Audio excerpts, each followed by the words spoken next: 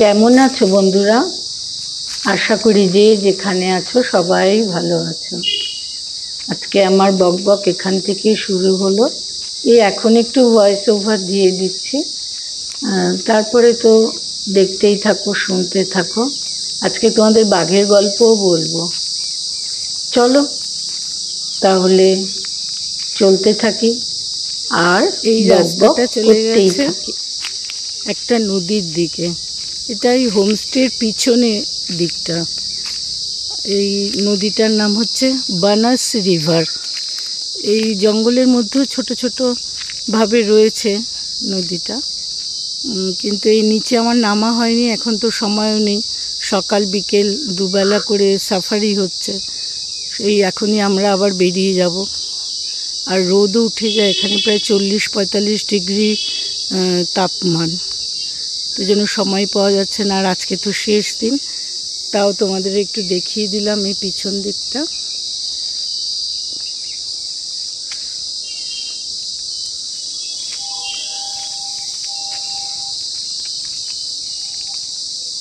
এখন ভোর 5:10 বাজে।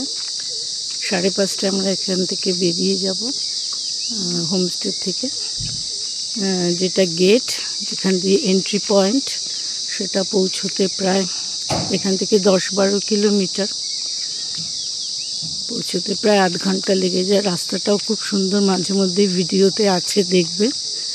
এত জোরে যায় তো ভালো করে ভিডিওটা তোলা হয় না। গাড়ি, সাফারির গাড়ি রেডি হচ্ছে। একটা জিপসিতে আমরা 4 জন আছি, আরেকটা জিপসিতে 3 জন আছে। ওরা আলাদা এসছে আর আমরা 4 জন একসাথে এসছি একটা গ্রুপে। কি যে সুন্দর থাকলাম, আমি তো আবারও আসবো। দেখতে থাকো।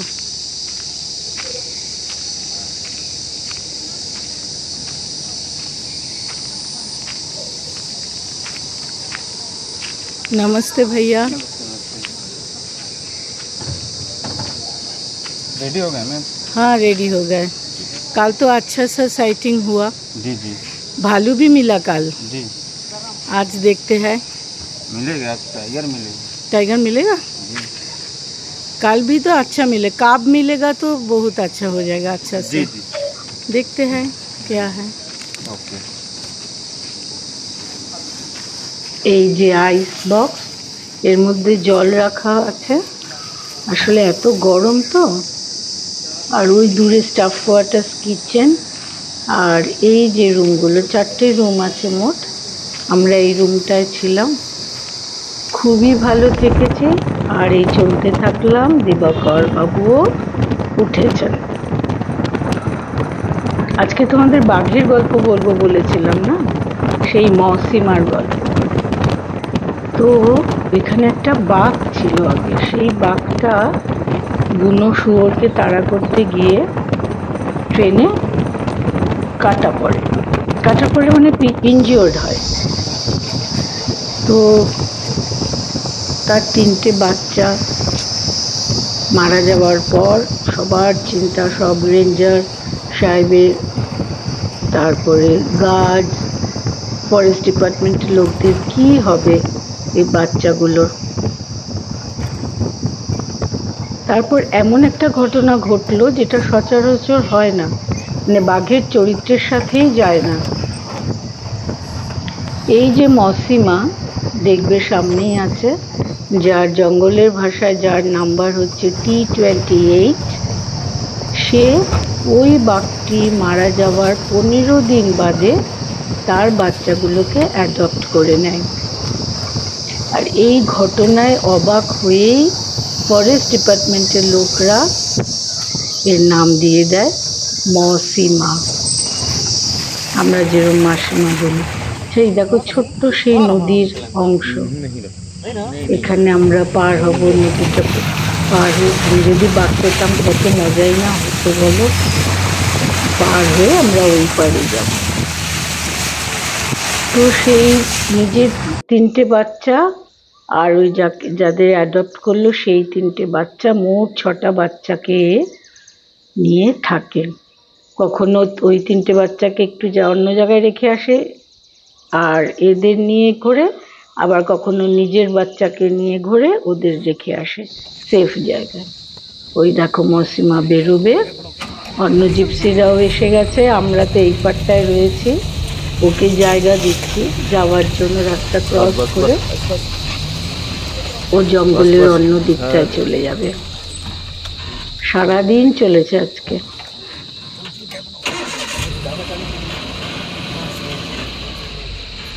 আরো একটা অদ্ভুত জিনিস হয়েছে এখানে, মানে এই ঘটনার সাক্ষী হলাম, সারা জীবন মনে থাকবে। আর মিশ্রাজি আর আমাদের গাইড ছিল লালজি, এনারা ওই গল্পই করছিলেন। ইনসিডেন্টটা হয়েছে কি, বাঘের জন্য তো বসে আছে, ওই দেখলে তো মৌসিমা ঘুরে কোথা দিয়ে আসবে, এরা সবাই অ্যাজাম্পশন করেছে যে এই জায়গা দিয়ে আসবে, কিন্তু অলরেডি বাঘ এসে গেছে, সেটা কেউ বুঝতে পারেনি। কিন্তু সবাই জানে 3টে বাচ্চা নিয়ে বাঘ পার হবে মৌসিমা। সবচেয়ে শেষে যে জিপসিটা আসলো, সেই জিপসিটা এমন জায়গায় দাঁড়ালো যেটা হচ্ছে রাস্তাটা পার করবার, বাঘের রাস্তাটা পার করবার জায়গা। ওরও দোষ নেই, কারণ ও তো জানে না, সবাই জানে বাঘ আসছে, বাঘ তো অলরেডি এসে গেছে। এবার মৌসিমা যেই দেখলো যে ওর রাস্তা বন্ধ, ও বাচ্চা নিয়ে যেতে পারবে না, বিশ্বাস করবে না, প্রায় 3 ফুট মতো বাঘটা লাফ দিল। আমি শুধু ওইটুকুনি দেখতে পেয়েছি, আর কেউই তো ছিল না, সজাগ ছিল না, কেউই বোধহয় ক্লিক করতে পারেনি। লাফ দিয়ে একদম ওই জিপসির সামনে এসে গেছে। সবাই তো চুপ হয়ে আছে, কারণ এই সময় তো নড়াচড়া বারণ।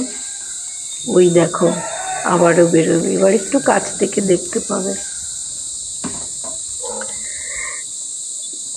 ওই যে আসছে, কি ম্যাজেস্টিক না হাঁটাটা।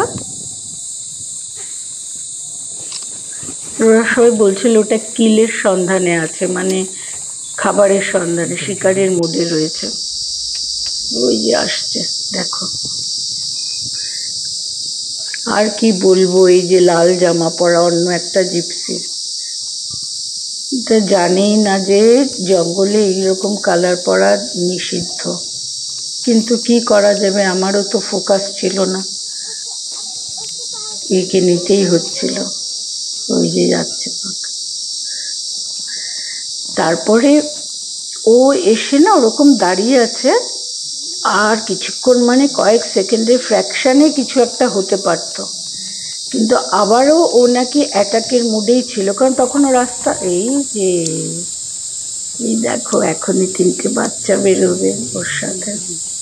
এই যে মৌসিম, ওই দেখো, বলে বাবালে, দেখেছ ওই যে তেনারা বেরোচ্ছেন মার সাথে সাথে।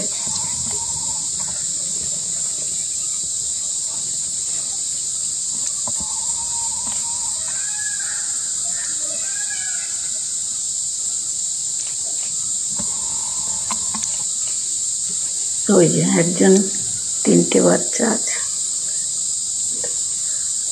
এদিকে সারাক্ষণ খোঁজা হচ্ছিল। আর এই রাস্তা পার হওয়াটা, সেটা পরে দেখাচ্ছি, পরে দেখবে সেই গল্পটা। তারপরে সব গাইড ড্রাইভাররা সবাই হাট করে খুব চিৎকার করাতে ও তখন একটুখানি পিছনে সরে গেছে, আর সেই ফাঁকে যেই গাড়িটা দাঁড়িয়েছিল ও একটু আস্তে খুব আস্তে স্লোলি একদম পিছনে আসলো, জায়গা দিল ওকে।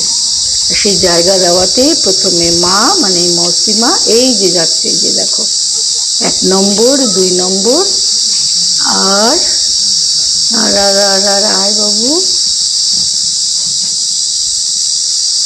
কই গেলি রে, ওই যে দেখো, ওই যে 3 নম্বর।